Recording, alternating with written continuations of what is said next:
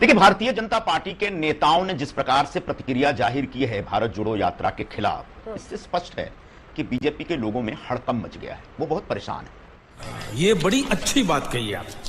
पिछले 8 वर्षों से बीजेपी की सरकार है दिल्ली में और नरेंद्र मोदी जी प्रधानमंत्री हैं और कई राज्यों में भी धीरे धीरे इन लोगों ने या तो चुनाव जीत के अपनी सरकार बनाई या फिर जो विपक्ष की सरकारें थी उसको तोड़ फोड़ करके हमारे विधायकों को खरीद फरोख्त करके अपनी सरकार बनाई। जब गजब बेइज्जती है। तब से इनकी सरकारें आई हैं या सरकार आई है, तब से हिंदुस्तान में 3 प्रमुख समस्याएं निकल के आई हैं। पहली समस्या जो है आर्थिक विषमता।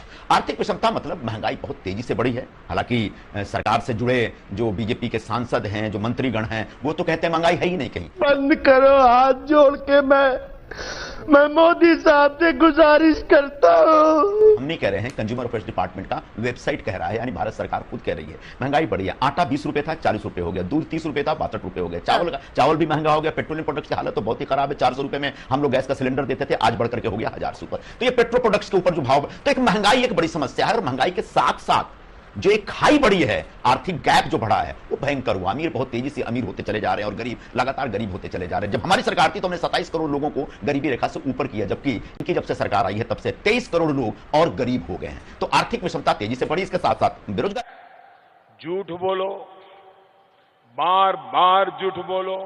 लोगों ने रोजगार मांगे, रोजगार कितने लोगों को दिए? 7.5 लाख लोगों को। तो बेरोजगारी तेजी से बढ़ी है। बेरोजगारी तो एक आर्थिक विषमता एक विषय है जिसको हम हाईलाइट करना चाहते हैं और लोगों को उनसे जोड़ना चाहते हैं, लोगों के अंदर एक चेतना पैदा करना चाहते हैं। तो जली ना, तेरी भी जली ना।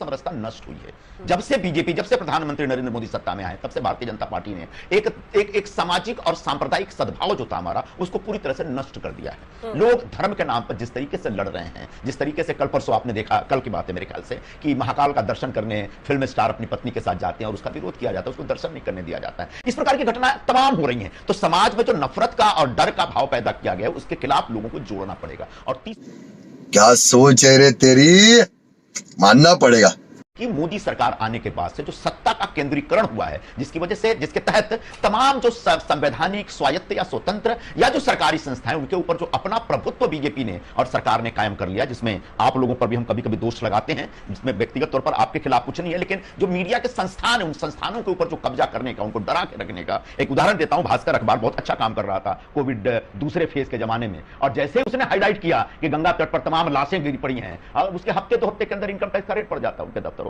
तो लगा हुआ जो लिखता हर बात पे, मिलूंगा मैं मरा हुआ नशेड़ियों के साथ में, उस रात में मौजूद था जो तेरा है वजूद, बेटे नाचते हैं।